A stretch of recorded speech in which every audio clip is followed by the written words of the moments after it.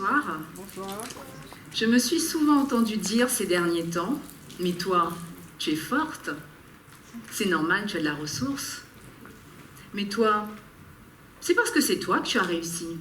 Ou alors encore le summum, c'est mais de toute façon, on n'est pas inquiète pour toi. Alors non, ça n'a pas été plus facile pour moi. Non, ce n'est pas si simple. Alors ce soir, j'ai choisi de vous raconter une histoire. C'est l'histoire d'une petite fille qui arrive au monde dans un foyer heureux, avec des parents épanouis et amoureux, et un grand frère aimant. Elle vit dans un village authentique, niché dans les hauts d'un petit village de Saint-Denis, et elle a une enfance heureuse. Elle vit entourée de ses cousins et de ses cousines, digne de la petite maison dans la prairie. Tout se passe bien. Et puis, du haut de ses 9 ans, littéralement, le ciel va lui tomber sur la tête. Du jour au lendemain.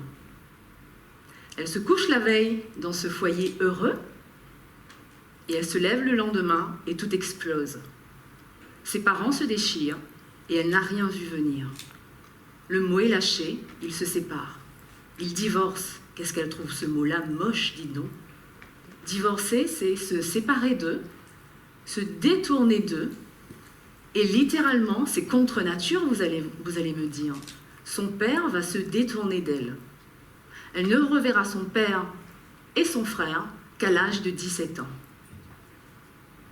Donc du jour au lendemain, sa vie bascule. Elle doit quitter ses amis, son école en urgence, changer de ville, découvrir une nouvelle vie du haut de ses 9 ans, apprendre la vie en solo avec sa maman. Mais de l'extérieur, quand on regarde cette petite fille, on se dirait, mais tout va bien en fait. Elle est juste en train d'apprendre à mettre un couvercle sur ses émotions. Et puis, toujours dans cette nouvelle vie d'enfant, où normalement à cet âge-là, ça doit durer le plus longtemps possible pour qu'on puisse se préparer à la vie adulte. Elle est en train, sans le savoir, de se forger les croyances fortes qui vont la rattraper à l'âge adulte. La peur de l'abandon, la peur de l'incertitude, donc développer la notion de contrôle, et une relation très complexe avec les hommes. Mais de l'extérieur, elle a toujours l'air d'être bien, et elle est en train d'apprendre qu'elle sera la reine de la suradaptation plus tard. Mais au fond, la seule protection qu'elle va trouver à ce moment-là, c'est de se réfugier dans la nourriture et son corollaire, l'obésité, qui va l'accompagner dès son plus jeune âge. Elle va, dès ses 9 ans, apprendre à vivre la différence, avec une société où peut-être il y a un diktat du paraître, où peut-être, en fait, la femme doit avoir un corps parfait. Mais tant bien que mal, elle continue dans la vie, elle traverse l'adolescence, l'âge adulte, elle trouve un job, elle se marie. Jusqu'ici, tout va bien, vous allez me dire. Mais au final, elle traîne quand même toujours avec elle une grosse valise. Vous savez, où à l'intérieur, il y a des grosses pierres. C'est un peu comme des boulets attachés à votre cheville, où vous voulez avancer, mais ça vous retient. Il y a quelque chose qui ne va pas, mais j'essaye d'avancer. En fait, dans cette valise, il y avait des blessures et des croyances fortes. La première, qui était très profonde, c'était qu'elle pensait vraiment qu'elle avait moins de valeur que les autres parce qu'elle ne faisait pas une taille 38. Elle pensait également qu'elle n'était pas assez intelligente, qu'elle n'avait pas de ressources, qu'elle n'était pas forte. Vous l'aurez compris, elle n'était pas bien dans ses baskets. Mais tant bien que mal, elle continue toujours. Vous allez me dire, mais en fait, je ne suis pas venue au TEDx pour ça, c'est triste, elle fait sa victime ou quoi? Non, non, attendez la suite. Et donc, elle continue sa vie, et la première métamorphose, la première guérison, ça va être un long combat pour perdre 50 kilos. Elle change, elle découvre l'élégance, la féminité. Une première lumière, en fait, arrive dans sa vie, mais elle n'a pas encore le recul nécessaire pour savoir ce qui va arriver. Une porte s'entrouvre. Comme elle est têtue, elle s'acharne encore un peu parce que finalement, elle est allée soigner l'extérieur avant d'aller soigner l'intérieur. Mais voilà, le jour de ses 30 ans, il se passe quelque chose. Elle commence à avoir pas mal de questions qui passent dans sa tête. Son corps lui donne des alertes fortes. Mais en fait, elle n'a pas envie d'aller voir, parce qu'elle se dit, qu'est-ce que je vais découvrir? Et puis peut-être que ce que je vais découvrir, ben, je vais devoir prendre des décisions. Je n'ai pas envie, je vais rester dans le déni. Mais très vite, ça va la rattraper. Son corps va lui donner encore des alertes encore plus fortes, une angoisse qui va la paralyser, au point de ne plus pouvoir aller travailler, de devoir fuir la foule, elle qui adore tellement le contact, et une perte de poids trop importante. Vous allez me dire, c'est un comble quand même pour une ancienne obèse. Et là, elle se dit, non, je ne peux pas rester comme ça, je vais aller voir. Et elle entame une démarche en fait de développement personnel pour aller guérir ses blessures et guérir son enfant intérieur. Et puis arrive l'année 2013. Je reviens sur ce talk de ce soir, où vous devez encore vous dire, mais c'est que du négatif le TEDx? Non.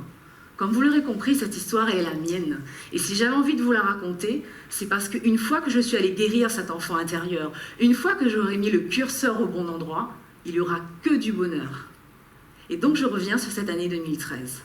En fait, je suis née en 1977. Et en 2013, j'ai vécu ma deuxième naissance. Pourtant, cette année 2013 avait mal commencé. Je décide enfin de divorcer. Oui, je dis enfin, me concernant. Et je subis aussi les conséquences et le jugement des autres. Mais il faut dire aussi que je m'étais bien débrouillée pendant des années pour me construire une image de femme parfaite, avec un mari idéal dans un mariage parfait. Donc j'assume. Je perds mon job après 15 ans de salariat. Et là, j'ai des questions comme « Tu n'as plus de statut social ?» « Bah si, je suis à la recherche d'un emploi. »« Ah, d'accord. Ok. » Et puis, je perds ma grand-mère. Ma grand-mère, pour moi, c'était vraiment l'image de la femme réunionnaise dans toute sa splendeur, avec une force de caractère à toute épreuve. Et en fait, à ce moment-là, c'est difficile pour moi, évidemment. Pendant 2 mois, je déprime. Je ne suis pas bien, je ne m'occupe pas de moi, je n'ai plus envie de sortir, je me dis que ce n'est pas juste. Pourquoi ça m'arrive à moi? Ça a l'air sombre, qu'est-ce que je vais faire? Un élastique du passé revient où je me réfugie de nouveau dans la nourriture. Mais à un moment donné, je me dis, stop. Cette année, elle est la tienne. Qu'est-ce que tu choisis? Tu subis, justement, ou tu choisis? Est-ce que c'est pas ton moment de renaître, justement, dans la vie? Et c'est le choix que je vais faire au moment de cette année 2013, où je vais dans un premier temps m'amuser. Je vous passe les détails, on est entre nous, où je dansais sur les bars de la côte ouest. Mais c'est entre nous, j'assume. J'en avais besoin. Alors je ne suis pas en train de dire à toutes les femmes de la salle qu'il faut divorcer pour danser sur les bars. Non, mais moi, je me suis amusée. J'ai voyagé, j'ai vraiment profité, j'ai eu le sourire, je me suis éclairée. Et puis je me suis dit, ça fait un moment que tu as envie de reprendre tes études. Mais comme tu avais cette croyance que tu n'étais pas assez intelligente, tu ne l'as pas fait. J'ai repris mes études et je me suis formée au développement humain. J'avais aussi envie d'entreprendre depuis très longtemps. Mais pareil, cette forte sous-estime de moi-même m'empêchait de le faire. Donc à ce moment-là, je me forme, je découvre un métier, je découvre que accompagner l'autre, c'est quelque chose de formidable. Mais avant de pouvoir accompagner l'autre, en fait, j'avais besoin de m'aider moi avant de pouvoir aider les autres. Moi, en fait, dans mon parcours que je suis en train de vous raconter, je ne savais pas ce qui allait m'arriver. J'avais juste envie de sortir de la souffrance. Et en fuyant cette souffrance, je me suis rendu compte que j'ai dessiné un tableau. Mais j'avais aucune idée de ce qu'allait être ce tableau à la fin. J'ai juste mis quelques petites pierres, des ratures, j'ai enlevé, je ne sais pas. Et j'ai finalement réussi à dessiner le tableau qui me ressemble. Et c'est ça que je vous propose aujourd'hui. Alors, est-ce que j'ai peur? Toujours. Est-ce que j'ai des doutes? Toujours. Mais c'est la façon de l'aborder qui est différente et je suis en alignement avec moi-même. Parce que dites-moi, allez, on est entre nous, qui n'a pas un jour eu envie de faire différemment, mais n'a pas osé? Alors moi, ce que j'ai envie de vous dire ce soir, c'est oser, oser, oser, et voyez grand. Parce qu'en écrivant ce talk, j'utilisais au début le mot « changer ». Mais je me suis rendu compte que je n'avais pas changé en fait.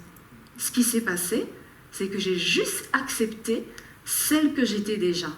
Et j'ai juste accepté de laisser jaillir le potentiel et le talent. Et moi, je suis entièrement convaincue que tous ici, nous avons du potentiel, nous avons du talent. Et je suis aussi intimement convaincue qu'à La Réunion, il y a un potentiel extraordinaire. Et j'ai vraiment aussi cette sensation que c'est un peu comme un artiste qui aide la personne à se dessiner.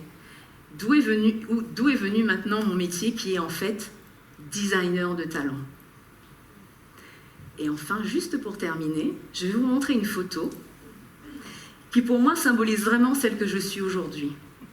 Elle montre mon authenticité, ma fierté de mes origines. Je suis fière d'être réunionnaise, avec une ouverture d'esprit.